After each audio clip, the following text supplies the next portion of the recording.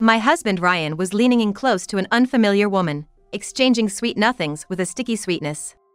Then, he said to her with a clear voice, "Will you marry me? Oh my! I'll make you smile for the both of us, in place of my crying ex-wife and my parents." My father-in-law tapped the edge of Ryan and the woman's table with his finger. Both my mother-in-law and I stood up and followed suit. "Hello, we're the dearly departed parents. And I'm the one who's supposedly the late ex-wife."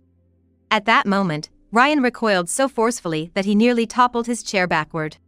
"My name is Natalie Thompson, a 32-year-old housewife. No kids. Not even a hint of them on the horizon. So now, my family consists of just the four of us, my husband, my in-laws, and me. And it looks like it's going to stay that way. I hardly have any complaints about my daily life.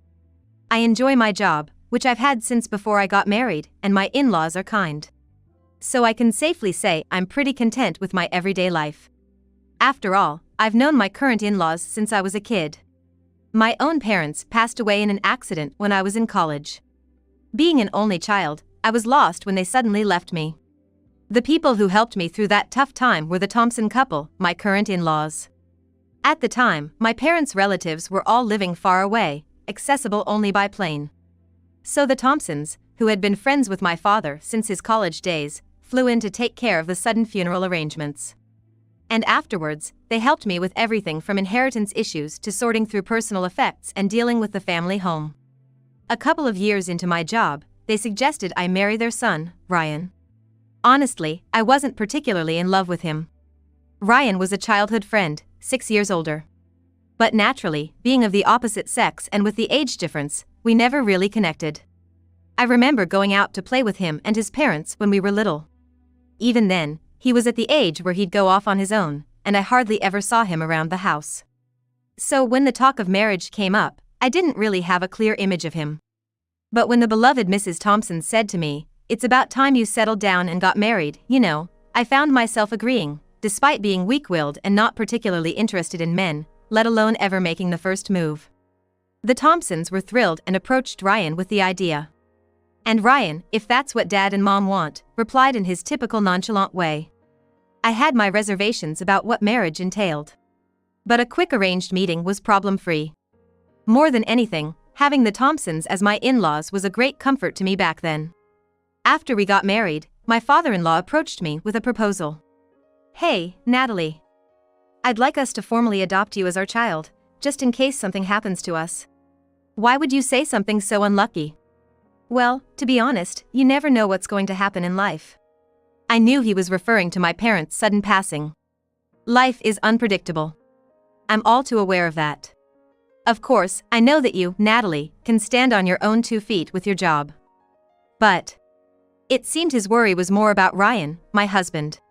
Our relationship had always been rather superficial. I never expected any passionate love. But I did want children. Having lost my parents early, I longed for a big, happy family. It seems my mother-in-law felt the same. She regretted only being able to have Ryan. And treated me, a mere daughter of a friend, with such affection, probably seeing me as the daughter she never had. That's probably why she hoped I'd have many children. But reality isn't so kind. Even if Ryan and I were healthy and capable of having kids, having children requires certain conditions. Yes, a marital relationship. It was scarce. Even during our honeymoon phase. Now, after 7 years of marriage, we're completely without intimacy. My father-in-law seemed to have a faint idea that Ryan was the cause. The direct reason for the lack of intimacy was Ryan's terribly late homecomings. Sometimes, he wouldn't come home at all. If he would say, "It's for work," I couldn't be too harsh since I've been there myself. I heard that Ryan was always a workaholic, even before our marriage, with many late nights and early mornings. Still, sometimes I wondered if he was cheating. But I never found any sign of another woman on him or his belongings. So I decided to snoop around Ryan's room a bit. I wasn't forbidden to enter his room. I'd look around while cleaning, checking for anything suspicious. There was one place that caught my attention. That was his desk drawer. While the rest of Ryan's room was open, that drawer was always locked. But one day, I noticed it was ajar. Was it unlocked? Curious, I decided to take a peek inside. Several notebooks tightly bound with a long closure string and a passbook from an unfamiliar bank were there, along with a seal. It seemed impossible to restore the notebooks to their original state, so I decided to open the passbook first. Tentatively looking inside, there were nothing but records of money transfers. Over the years, the account, which had been used, contained a substantial amount of money. But there was one pattern. The names on the transfers were always women's names. Deposits would cluster during a certain period each year. After that period passed, the money would be switched to a fixed deposit, leaving only a little in the checking account. Then, money would be transferred again from someone. It was strange, too strange. What in the world was Ryan doing? But at that moment, all I did was take photos of every page to keep on hand. I thought it dangerous to confront him with accusations just based on my suspicions. Why did you go through my desk without permission? Ryan would probably just lash out at me for that. I saved the photos on my smartphone. But at that time, I thought maybe I should just forget about it. I had no particular complaints about our life. Except that I never really felt Ryan's presence at home. Then one day, on my way back from work, a woman stopped me. She introduced herself as Charlotte Brown and said, "I used to date Ryan for a little while." Seeing me freeze in shock, she suggested we move to a different location. Instead of a deserted place, she took me to a moderately busy family restaurant. I was relieved. "I already have someone with me," she said, and marched straight inside. Waiting there was a lawyer. "What is all this?" "Don't get it wrong, Natalie. I'm not out to get you. In fact, I want to help you." "Help me?" "Take a look at this." The lawyer showed me photos she had right there. They showed Ryan looking cozy with several women. "So, this means my husband is cheating?" "Ha! If it were just cheating, it would be cute." Charlotte sighed heavily. The lawyer continued. "Yes, cheating would be cute. What he's doing is marriage fraud." I was stunned. "What do you mean?" "Ryan Thompson has proposed marriage to 5 women, including myself, getting them to buy real estate or take out loans, and then pocketing the money for himself. Isn't that a crime?" "Yes, a crime. And I was the first one he duped." I couldn't refute as the evidence was laid out before me. No, I think I had already considered it wouldn't be odd if Ryan was accused of such things. And then I also showed them the photos of his bank account. "Yes, this is my deposit." She pointed to a specific part of the enlarged photo. Indeed, it was printed with the name Charlotte Brown. "I see. So you called me out here on purpose, must have some plan in mind, huh? I need your help. Or do you still have feelings for your husband?" I silently shook my head. Probably was never really liked in the first place. Just needed an excuse for the company to see him as a married man. "That's good to hear." Then, she made a proposal to me. That weekend, I took my in-laws out for lunch. "What's the occasion?" "It's rare for you to invite us. Just thought it would be nice for a change. Heard from a friend about this lovely restaurant, wanted to share it with you both." In truth, I had been thinking about dining out with my in-laws occasionally. But is this some kind of surprise? Wanting to dress differently than usual. Yes, normally my father-in-law wears casual suits, and my mother-in-law dresses sporty yet elegant, but today I had them dress a bit differently. Perhaps, like returning from a wedding. At least, it's not an everyday outfit. I too dressed to match them, appropriately. Yes. Well, considering the season, with Halloween and all, a bit late but in that spirit. Of course, that was just a pretext. It's a slight disguise so that a certain someone won't recognize us. I changed my hairstyle and wore big fake glasses. Inside the restaurant, there were a few women and their male companions scattered around, enjoying a relaxed lunch to the sound of laid-back music. "Ah, this is nice for a change. It really makes you feel younger." "You're still young. We should go to places like this more often." While we were having this pleasant conversation, the doorbell rang. "Table for 2? Right this way, please." They arrived. I glanced at the entrance, something I don't usually do, from under my glasses. It was Ryan and his companion. My father-in-law started to get up silently as they passed by. But I gestured with my hand and whispered, "Shoo." They soon got the point of the disguise. The two of them sat down and started choosing from the menu, whispering sweet nothings to each other. They probably didn't notice the change in the atmosphere around the other customers. Eventually, as lunch was wrapping up, Ryan leaned close to the woman sitting opposite him and said in a clear voice, "Will you marry me?" "Oh my. I'll make you happy, for the sake of my late wife and parents too." "I see." Hearing this, my father-in-law quietly stood up. "What's going on?" my mother-in-law whispered to me. "Shall we go over there too?" I smiled brightly. My father-in-law slowly approached them. At that moment, Ryan and Rachel had created their own world. Maybe because of that, they hardly noticed my father-in-law approaching. My mother-in-law and I quietly stood up at that point. My father-in-law tapped Ryan's table with his finger and, while taking off his deliberately worn hat, said, "Hello, your dead parents here." "And likewise, the late ex-wife," he added. At that, Ryan recoiled so forcefully that he almost tipped over in his chair.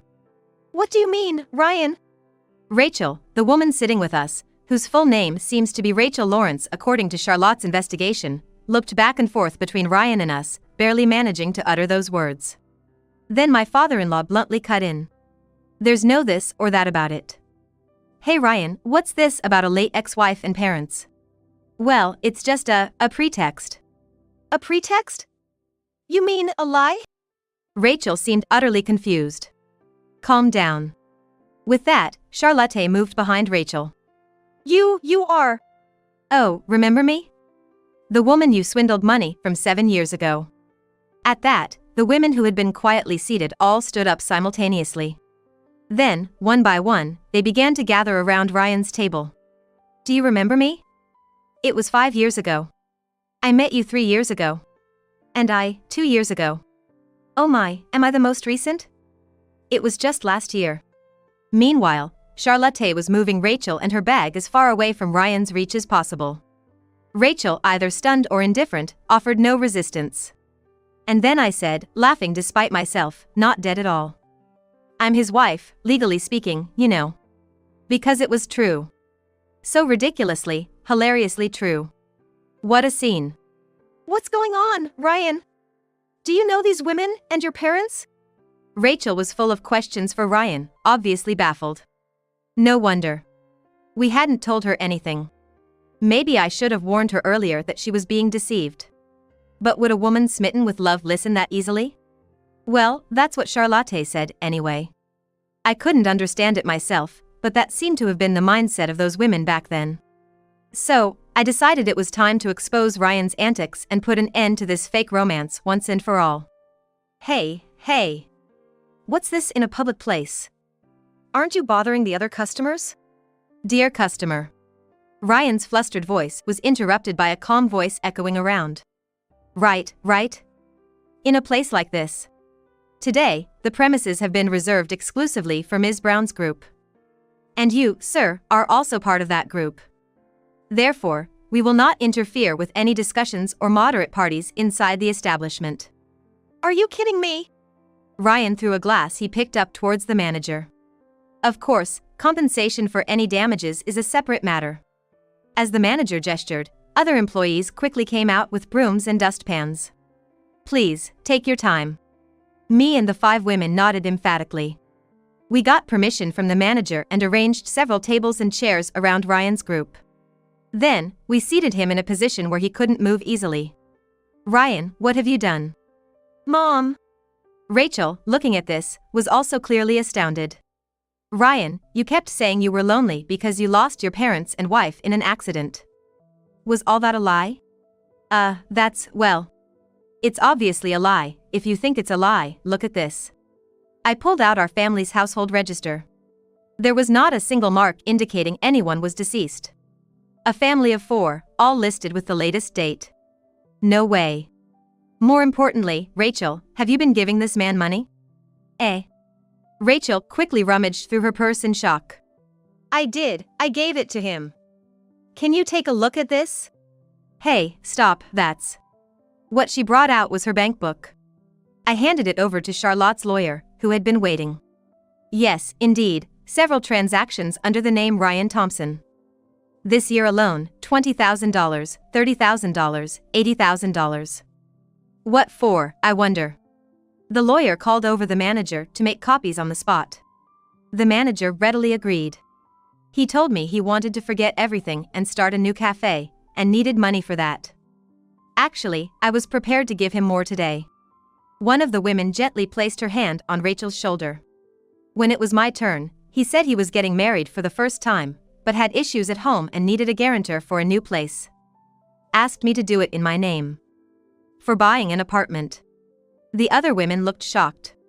When he approached me, he said moving to the countryside was a good idea, talking about buying property there. Me, he asked if I wanted to own my own shop. For me, it was a house far from downtown. Said he had no relatives and ridiculed me. And in my case, it was being a guarantor for his debts. That last comment was from Charlotte. Do you know how much I struggled after you abandoned me? I met the manager here, explained everything, and even though we got married, my anger towards you never faded. Indeed, this venue being rented out as a stage for condemnation was because it belonged to Charlotte and her husband. The manager, while being gentle, spoke in a tone that showed no mercy, probably for that reason. The copier was already prepared. The manager handed Rachel back her bankbook and also gave her a warm towel to wipe her tears. He then distributed half of the copies to the lawyer and the other half to the women present. As they took them, they nodded gravely and said to Ryan, "Ryan Thompson, you're under arrest for active marriage fraud." At that moment, I couldn't help but want to laugh. Yes, the women there had brought the police as their companions. Charlotte had gathered several women, consulted with lawyers, and then brought the case to the police. It wasn't just a civil matter, but a criminal one. It meant there were still people actively being deceived. The police had mobilized to catch this habitual criminal. The struggles Charlotte had endured to get to this point were unimaginable. The day we first met, when I heard everything that had happened to her, I couldn't help but cry. Caught off guard by the sudden appearance of the police, Ryan stood with his mouth agape, frozen in shock. What are you talking about? This is just between the two people involved. What I'd like to say is, what are you talking about? First off, proposing to someone while your own wife, who has solid evidence like a marriage certificate, is right there. It's clear you intended to deceive. The lies you've been telling were just confirmed by Rachel Lawrence here. And then there's this. The detective held up a copy. This is evidence of the money you claimed to have transferred to that account. A quick check with the bank will confirm everything. But. Ryan slumped against the wall of the store, as if all his strength had left him. Then, as if struck by a thought, he turned to me and asked, "Hey, Natalie, we're a couple, right?" Right, we are. But I brought this today because I wanted you to sign it. I pulled out a divorce form with my signature from my bag. No, I don't want to do that. Anything but that. Oh. Why's that? At that point, Ryan's father-in-law leaned forward. Why don't you want a divorce from Natalie? You've neglected her all this time, and now what are you saying? Looking for more money now? Dad, you're gonna help me, right? I'm your only son, after all. Mom, you'd be lonely if she left after the divorce, right? You'll oppose it, won't you? Ryan was desperately clinging to the very people he had ignored until now. Look here. His father-in-law sighed heavily. Haven't I told you? Natalie's already been adopted into our family. What? You forgot, didn't you? She is the only daughter of one of my best friends. We promised to look out for each other's kids if anything ever happened. So after you two got married and she lost her relatives, we went ahead with the adoption. So, you mean, even if you leave after a divorce, Natalie will still be our daughter? This can't be. What about Mom? I wish I could still consider you my son. But I don't recall raising a child who deceives and swindles women for money. I escorted my mother-in-law feeling uneasy to a quieter seat and stayed with her. To the officers, please take him away quickly and let him face the consequences of his actions. Thank you for your cooperation. Wait, just sign this. I don't want to. If you don't do it now, we'll have to take it to court and mediation. Yeah. Ryan let out a cry. Then, as if resigned, he snatched a pen from the lawyer and signed the divorce form. Happy now? I received the divorce form with a big smile. As Ryan was led away, shoulders slumped, the women all high-fived each other. Then, the lawyer began discussing what to do next with Rachel, who was still tearful. Ah, so that's why he wanted to have lunch. It was all for this. Sorry, it kind of turned into a bit of an ambush. No, I had a sneaking suspicion that Ryan was up to something. Upon saying this, the father-in-law crossed his arms and looked up at the ceiling. With Ryan, he always managed to one-up every bad thing I could possibly imagine. It leaves me with nothing but sheer amazement rather than sadness or despair. Is that how it is? Maybe that's just the way it is. Afterward, Ryan was formally charged and sentenced to prison in the trial. After all, he had swindled money from 6 people, including Rachel. With different amounts and methods in each case, they were treated as separate incidents, so there was no chance of a suspended sentence. Looks like he'll be behind bars for a while. Whether he's inside or out, he still has the obligation to repay the women. That includes the fees for the lawyers and private investigators they hired. But in reality, a substantial amount of money was left in his bank accounts. What was he thinking? The father-in-law muttered, looking at the bank book he had pried open. After all, there were hardly any signs of him spending the money, just accumulating it. What was left was the bank deposit and a notebook tied with a string. Inside were detailed records of his plans and actions. And they were meticulously noted. At this point, it feels like this was his hobby or something.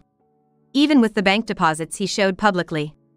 Ryan really only spent his money and time on his company, home, and marriage fraud, doing the bare minimum in other aspects. Susan, it seems like this wasn't really about how we raised him, was it? I guess not.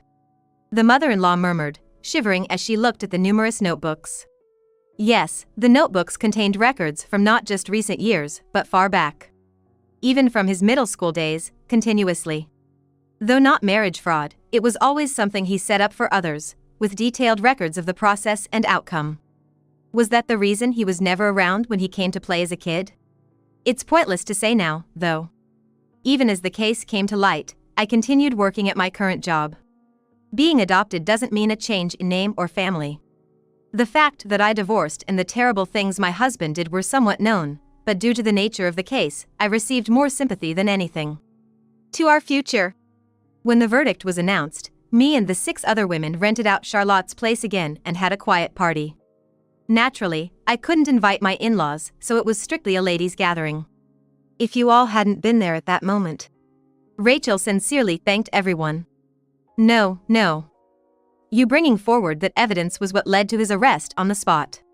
Really? Yes, really. The party that day was a great success. Since then, we've stayed in touch, adding a bit of color to my otherwise mundane life. From now on, I might as well call them my parents, not just in-laws. And I look forward to a happy life with my strangely acquired friends.